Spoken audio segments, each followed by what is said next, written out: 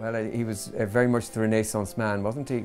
He had what we call the triple threat of research, teaching and patient care. I think what made him special is that he could achieved all three.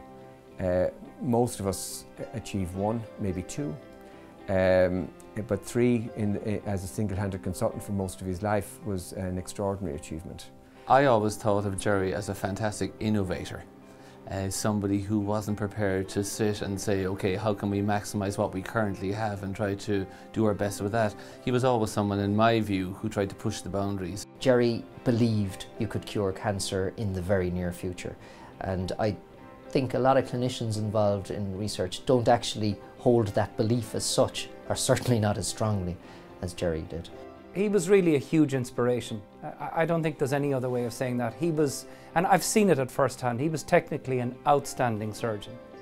I've heard it said that a scientist has to have the habits of an accountant and the soul of an artist, and they may have been part of Gerry's multifaceted personality. He had this unwavering optimism. Once there was an idea, he just went for it. The way he spread himself so thinly, the way he worked with every one of us, he gave everyone the same, or tried to give everyone the same attention and help. So he was caring. He was a big man, but he was so caring, and he was so helpful and compassionate. He was very, very supportive, fiercely loyal, had great time for everybody, and just enjoyed the people, enjoyed the research, and just really enjoyed the fact that we could make a difference here. Honestly, he was able to mix it with everybody. I mean, it didn't matter if you were a young student coming through, he'd give you time, or if you were president of another college. He kind of tended to be very much open and available to everybody, and he was very relaxed in the manner in which he engaged with people. So Gerry had a nickname for everybody within seconds of them appearing in the door. We have all been called Flutabon. I myself was called the Macroom Hurler, which was an oxymoron. A lot of people's nicknames were based on their origins. One of my favourites was a Polish student in the lab who for 3 years was referred to as the Pope's cousin. I think the immediate christening of somebody with one of Gerry's nicknames just put everybody at ease. I could be anything from Kerry Woman to Bug Girl to, you know, depending on what he felt like on the day. I think I was probably just the woman from the north. So hopefully it wasn't the Wicked Witch of the North. Some of the best times I had with Gerry was sitting at a dinner table talking about beekeeping, bee stings, football matches, quarterbacks, American presidents, plants, rhododendrons. He was always interesting, he was always engaging, he always was someone who you would enjoy being with. He was always someone who, whether he'd read some interesting article or he was talking about whatever, whether it be across everything.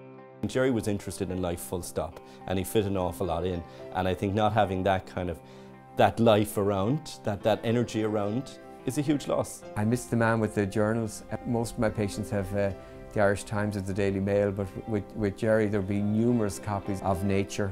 The mental energy and the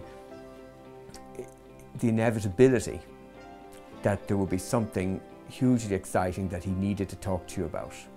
First and foremost, I'll miss a friend. I mean, he was an incredible personality, huge personality, and there's very few personalities, or very few people that I've met in my career to date who have such a bubbly personality, such a big laugh, such a big handshake, and such a welcoming personality, both socially and professionally. So I'll really, really miss that, and that will be very hard to fill.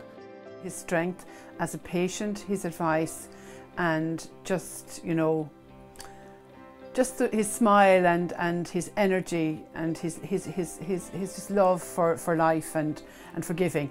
There was no nonsense about Gerry. He was very, you know, straightforward, and he had no time for crying or crawshawling. It was, come on, you know, get up, get on with it, and you know, progress. And he was so passionate about research. He and I personally built up a great relationship. Gerry operated on me when I was a medical student, and he cured a significant problem I had swallowing. So, and then I went in and I scrubbed with him on the next case he did of the same problem. Yeah, I was always very grateful. Yeah, always very grateful to him for that. Yeah. He revolutionised my life. Yeah. I really miss his energy. Like, no matter what time of the day or night he'd come into the lab, he was just always so excited about any research we had done, and I just miss him. I really do. There's nobody ever going to be like Gerry again, and we just miss him every day in here. I miss him as a person. I miss him as I would never know what was going on in the GA, only I was so afraid that I wouldn't know the answer when he came in, that I'd be looking these things up. I miss him for his motivation. I miss him for the fact that I don't think the centre would ever be the same without him, but I think we'll always, we'll do our work based on what we know he would have wanted.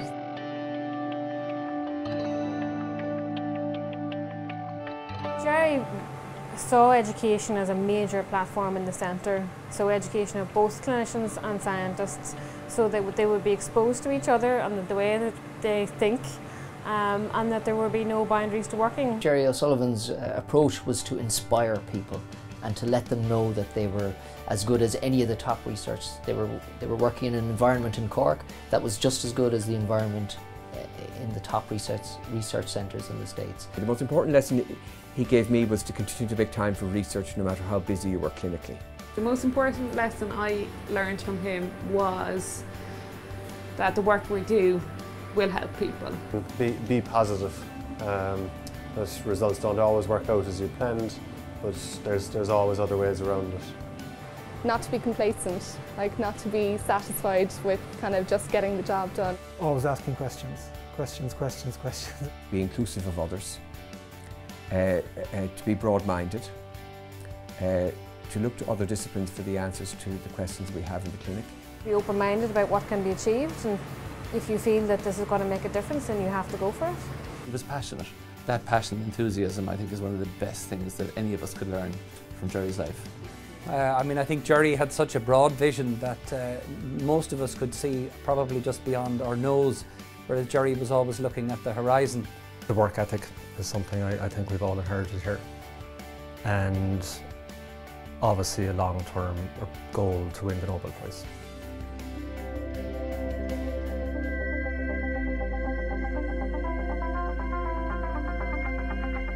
The work that's coming out of the Cork Cancer Research Centre is comparable to any of the work coming out of the top centres.